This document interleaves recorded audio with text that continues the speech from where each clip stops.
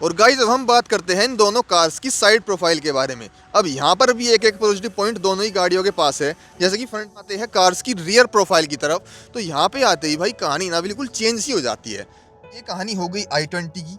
अब हम शिफ्ट करते हैं अल्ट्रोज में और उस गाड़ी का स्पेस देखते हैं कि क्या वो गाड़ी i20 को टक्कर दे सकती है स्पेस के मामले में। और गाइस अल्ट्रोज में एक चीज ऐसी है जिसको देखकर किसी का भी मन नहीं करेगा ये अल्ट्रोज गाड़ी खरीदने का, वो मैं आपको दिखाता हूँ। आप लोग जरा एक बार ये आवाज सुनो।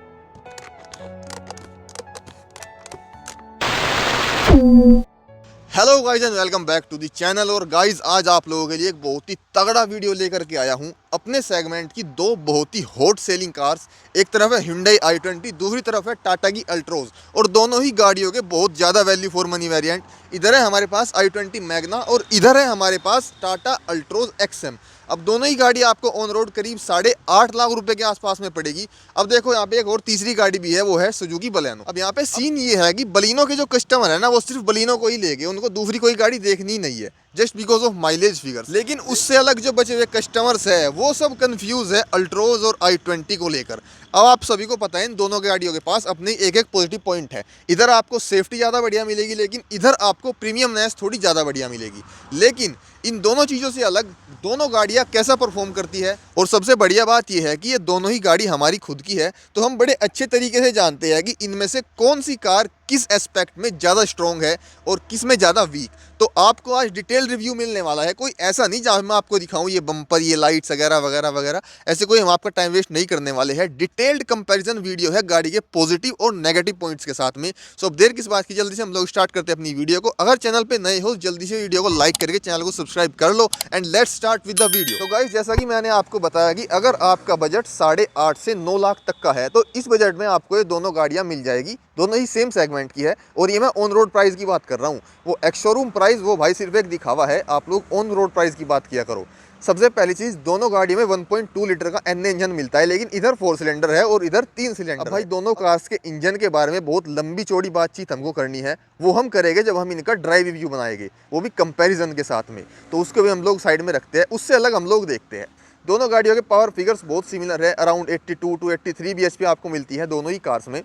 अब बाकी की चीज़ जो बचती है, फ्रंट प्रोफाइल आप लोग इन दोनों कार्स की देख लो भाई। सबसे पहले एक चीज़ गाइज मैं आपको बताऊंगा, थोड़ा प्रीमियम टच जो है फ्रंट साइड से वो हमको i20 में जरूर मिल जाता है।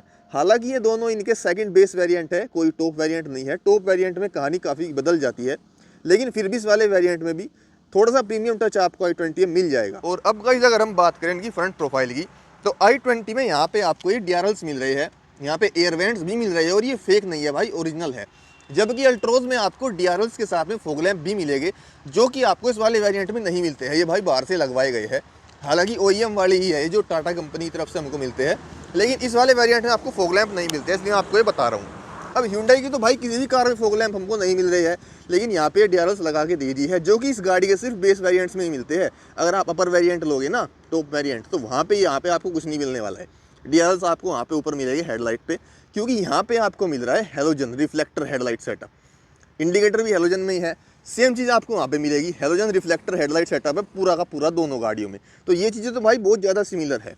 अब एक और चीज़ जो अलग है, आप अगर ग्रिल देखोगे तो ये हनी कॉम ग्रिल बोलते हैं इसको i20 वाली को, और ये थोड़ी सी एक्स्ट्रा प्रीमियम लगती है, क्योंकि ये भाई ग्लोस ब्लैक के साथ में हमको मिल रही है।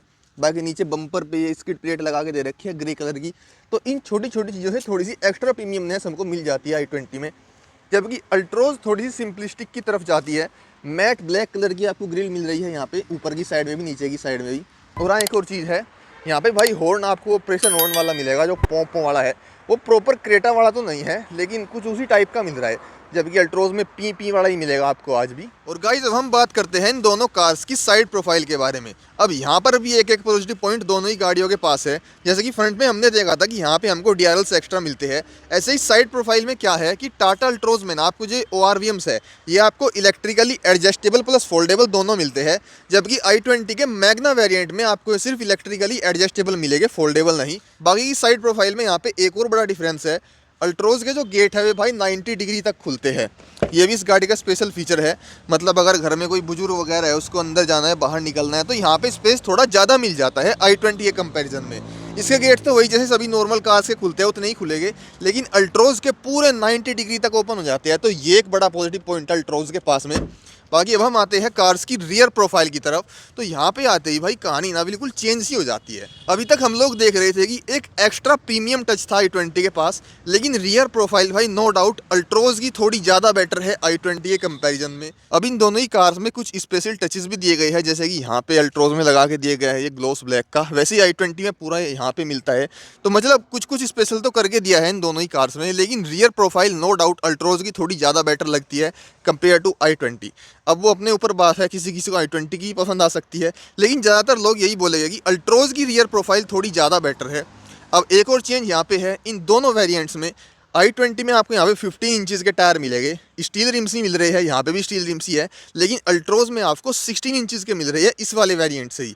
जबकि i20 का अगर आप इससे ऊपर वाला वेरिएंट लोगे स्पोर्ट्स, वहाँ पे आपको 16 इंचज़ मिलेंगे, इस वाले वेरिएंट में 15 इंचज़ है। और गाइज अब हम बात करें दोनों कार्स के बूट स्पेस की, तो भी बहुत सिमिलर है, अराउंड 310 लीटर के आसपास मिलता है इन दोनों ही कार्स में। लेकिन एक जो डिफरेंस है, अल्ट्रोज के इस वाले वेरिएंट में भी आपको यहाँ पे पार्सल ट्रे दी गई है कंपनी की तरफ से, जबकि i20 के इस वाले वेरिएंट में आपको पार्सल ट्रे नहीं मिलेगी, यहाँ पे पूरा ऐसा ही खुला हुआ पड़ा है।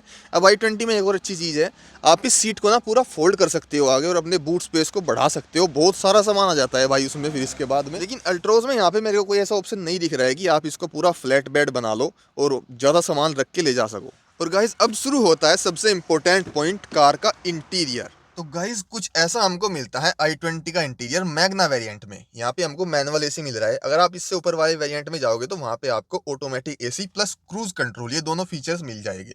अब यहाँ पे आपको 8 इंच का इंफोटेनमेंट सिस्टम भी मिल रहा है, फुल्ली डिजिटल इंस्ट्रूमेंट क्लस्टर है।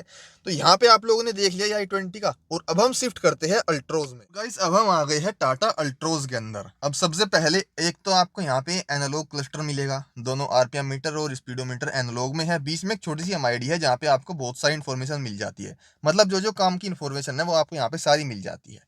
अब दूसरी चीज़, यहाँ पे आपको कोई म्यूजिक सिस्टम नहीं मिलता है इस वेरिएंट में, हालांकि ये थोड़ा सस्ता आपको पड़ता है i20 के इस वाले वेरिएंट के कंपैरिजन में, लेकिन यहाँ पे आपको म्यूजिक सिस्टम नहीं मिलता है, ये आफ्टर मार्केट लगवाया गया है। सारे स्पीकर ट्विटर वगैरह सब कुछ आपको बाहर से ही लगवाने पड़ेंगे। और ये जो स्टीयरिंग माउंटेड कंट्रोल्स आप लोग देख रहे हो, ये भी भाई बाहर से ही आपको लगवाने पड़ेगी, मतलब लगा के कंपनी देती है, लेकिन इसके पूरी फिटिंग विटिंग आपको बाद में ही करवानी पड़ती है।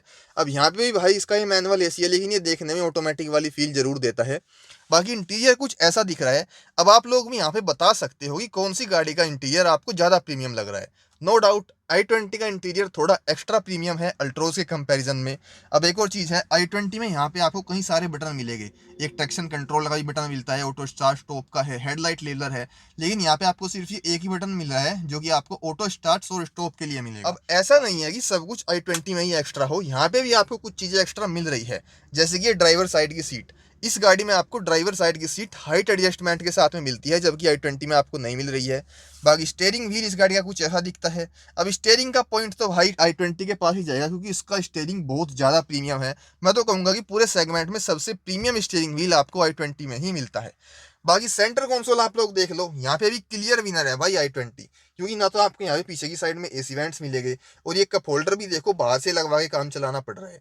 बाकी कुछ ऐसा इसका सेंटर कंसोल है, ये थोड़ा सा गंदा भी हो रखा है क्योंकि ये गाड़ी ज़्यादा पुरानी है i20 के कंपैरिजन में, लेकिन फिर भी आप लोग देख लो ऐसा कुछ इस गाड़ी का सेंटर कंसोल दिखता है। और अब मैं आपको i20 के अंदर लेके चलता हूँ। अब आप यहाँ पे देखो गाइज, आप लोग इस गाड़ी का सेंटर कंसोल देखो, यहाँ पे आपको सेंटर में आर्मरेस्ट मिल रहा है, कप होल्डर्स मिल रहे हैं, और सेंटर कंसोल भी ज़्यादा बढ़िया लग रहा है अल्ट्रोज के कंपैरिजन में।